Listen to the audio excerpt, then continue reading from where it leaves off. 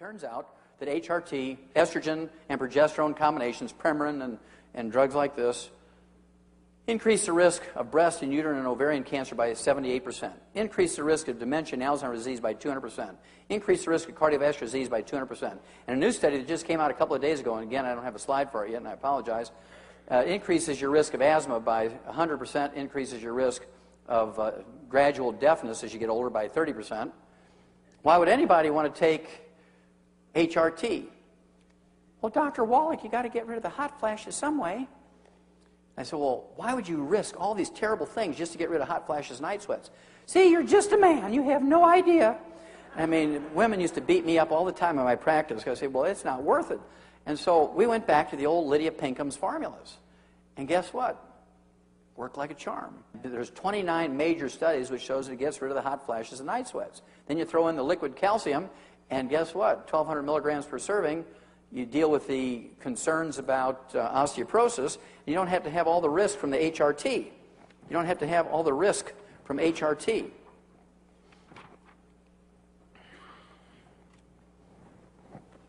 This came out actually in 2000, and they said, and they predicted that the report on carcinogens or cancer-causing chemicals, which was going to come out in January of 2002, is going to list estrogen as a cancer-causing chemical. Well, guess what? That report comes out every year, and guess what's at the top of the list of cancer-causing chemicals? Estrogen. What makes it most dangerous is doctors prescribe it. Doctors prescribe it.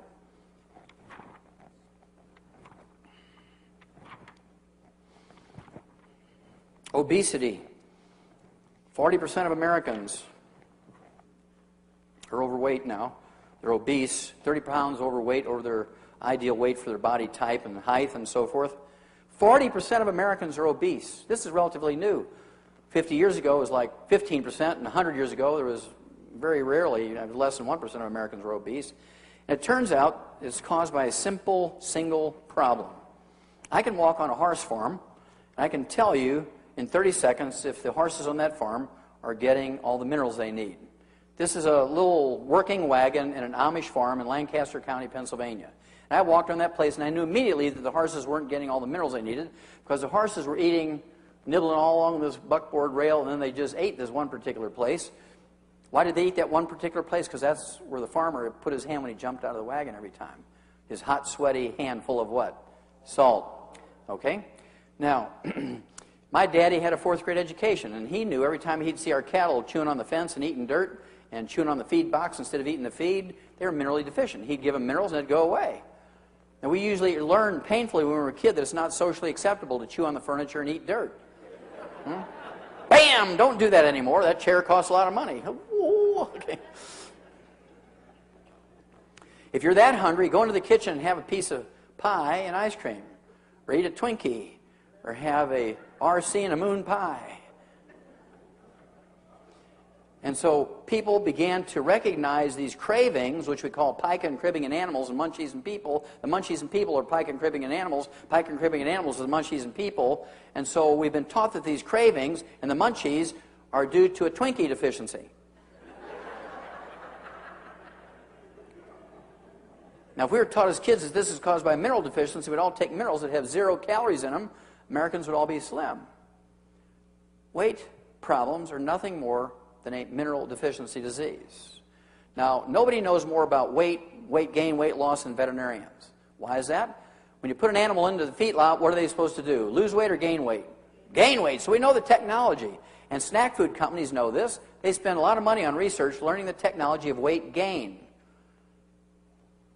And they fix their little snacks to make sure that you just can't eat one. In fact, one of them, Lay's potato chips, even uses that as their motto on their bag. You just can't eat one. And so they fix it so you're minerally deficient if you eat their stuff. Okay? But if you take your minerals, the cravings go away. And that alone, you can lose 10, 15, 20 pounds just because you're not desiring to eat things between meals. You're not going to sit there and watch TV and fill your face all night because you don't have those cravings anymore. It's not a problem with your self-respect. It's not a problem. You don't have a deficiency of hypnosis. You don't have a deficiency of acupuncture. You don't have a deficiency of ephedra. You have deficiencies of minerals. You take your mineral program, need a couple of meal replacers a day, give up some carbohydrates, which you learn from Clive McKay and William Banting and so forth, and Bob Atkins. You give up carbohydrates in your bread and your pastas and your rice and your potatoes, and you're going to lose weight and keep it off. It won't come back as long as you stay on that program. But as soon as you go off your minerals, the cravings start up again because it's a mineral deficiency. You'll always get rid of the cravings within 10 to 14 days. Now I want to talk briefly about 3 serious ones. We're first going to talk about cancer, some of the more serious diseases. This came out in 1997. We had spent $30 billion on a war on cancer. This bill was signed by Nixon when he was in office. And despite 26 years of spending this $30 billion, researchers suggest putting emphasis on prevention. Now, you give me $30 billion, 1 year's time, I'll find you a cure. And why couldn't they find a cure for $30 billion? I mean, we only took $100 million to fly a man to the moon, put him on the moon's surface, pick him up, and bring him back. $100 million to do that. $30 billion, they looked for a cure, but they didn't think outside the box. They weren't really looking for a cure. They spent all their time looking for a better chemotherapy with your tax money, because that's where the money is. Well, during that time, every 5 years or so, they doubled the amount of money for research. The death rate remained the same. So they weren't looking in the right place, obviously, or really looking that hard. I know your doctors didn't tell you about this one. This one came out in October of 1998. There was a Harvard Nurses Health Study. It had 90,000 nurses, 20 years of data, and they could only use 15 years of the 20 years of data in the study for these 90,000 nurses because for the first 5 years there were not enough nurses using multiple vitamins. And what they found out was these 90,000 nurses who take multiple vitamins for at least 15 years can cut the risk of colon cancer by 75%. Are there any drugs that will do that? Is there a drug in the market that will cut your risk of colon cancer by 75%? No. How come your doctors didn't email you, call you up, call you, bring you in and say, look, here's something really remarkable. Just by taking one multivitamin every day, you can reduce your risk of colon cancer by 75%. Yahoo! Did they do that? No. I bet not a single one of you got any direct communication from your medical doctor telling you this. They read it in their journals, a Harvard Nurses Health Study.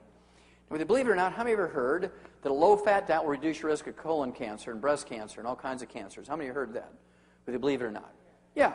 This is one of the American Cancer Society, doctors, the American Medical Association. Everybody says low-fat diets will reduce your risk of cancer. High-fat diets increase your risk of cancer. Harvard Nurses Health Study, 90,000 nurses, 20 years of data. They compared the rate of cancer in these 90,000 nurses, comparing those that had more than 50% of their calories as fat, which is a very, very high-fat diet, compared to those that had less than 20% of their calories as fat, which is a very low-fat diet. And if fat content of your diet had anything to do with the rate of cancer, the ones having more than 50% of their calories as fat should have a lot more cancer than the ones having less than 20%. I mean, that's real simple stuff, right? Well, this came out in March of 1999. It was published in the Journal of the American Medical Association. Again, they compared the rate of cancer in these 90,000 nurses, comparing those that had less than 20% of their calories as fat versus those that had more than 50% of their calories as fat. They found no measurable difference. The amount of fat you eat in your diet has nothing to do with the rate of cancer. The amount of fat you eat in your diet has nothing to do with the rate of cancer. Nothing. It turns out the amount of fat in your diet has nothing to do with the rate of cancer. It's how you cook the fat. It's how you cook the fat. Not the amount of fat, it's how you cook the fat. This study came out in 1998, University of South Carolina. Big study. Study links very well done meat to breast cancer, and then later on to prostate cancer and colon cancer. Among women who preferred all their meat very well done with a doneness score of 9, where the fat was burnt, and it tastes very good, believe me, burnt fat tastes very good. I used to eat it when I was a kid. There was a 462% greater chance of having breast cancer than for women who ate their meat rare or medium. Not a 5% increase in risk. Not a 50%, not a 100%, not a 200%, not a 300%, not a 400%, but a 462% increase in risk of getting breast cancer, colon cancer, and prostate cancer if you eat your meat cooked well done and eat burnt animal fat. Now, after tonight, you can't claim you were not informed. If you go home, you continue to eat burnt animal fat, whether it's in hot dog skins over the fire, or you're grilling chicken skin and eating it that way, or you're grilling your hamburgers burnt. I get people, I cringe. People, I want my hamburger burnt. I don't want to see anything pink in there. I want it burnt. I want like charcoal. They're doomed. Even God can't help them. When you're that stupid, God can't help you. And when you're at the bottom end of the gene pool, He's got to let you go.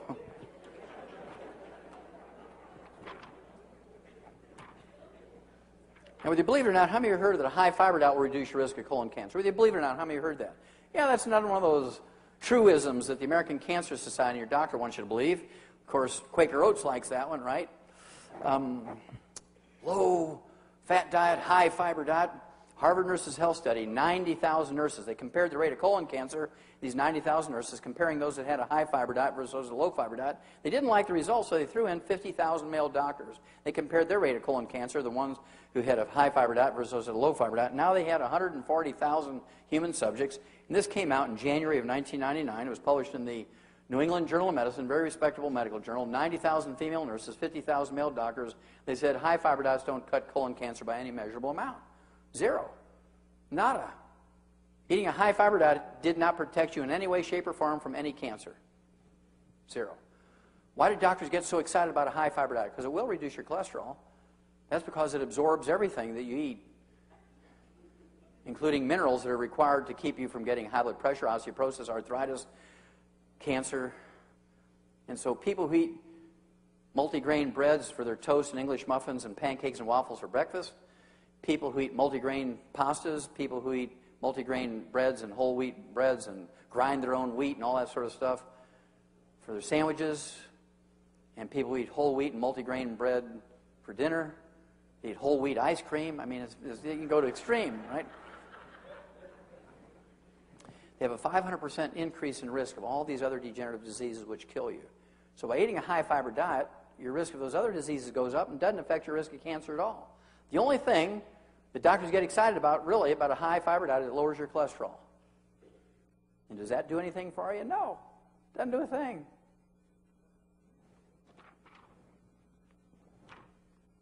You reduce your risk of colon cancer by 60 to 80% by eating dark berries, raspberries, black raspberries, blueberries, blackberries, black cherries, strawberries, according to the Ohio University. Big study by Ohio University. Reduce risk of colon cancer by 60 to 80%. How many of you ever heard of trace mineral selenium? Good. How many of you heard that trace mineral selenium is a great antioxidant that's going to reduce your risk of cancer, whether you believe it or not? How many of you heard that? Okay, well, this has been kind of a recent thing. They're kind of growing crazy over selenium. In fact, the information on selenium really came out in April of 1912 in this very famous medical journal called Popular Mechanics. April of 1912. And this fellow here, Professor Dr. von Wassermann from Berlin, who went on about 10 years later to get a Nobel Prize in medicine, said that he had discovered a chemical substance that will cure cancer in mice. It turns out it's the trace mineral selenium. The selenium has a selective action against cancer cells but doesn't hurt healthy tissues. Dr. Wassermann believed that the cancer in mice were so similar to those in humans that he believed an important advance had been made towards the cure of that veritable scourge cancer in people. Well, this was April of 1912. We began to put the trace mineral selenium into animal feed pellets back in April of 1912 to keep their rate of cancer down. And this lay dormant for 84 years in human medicine and nutrition until December of 1996.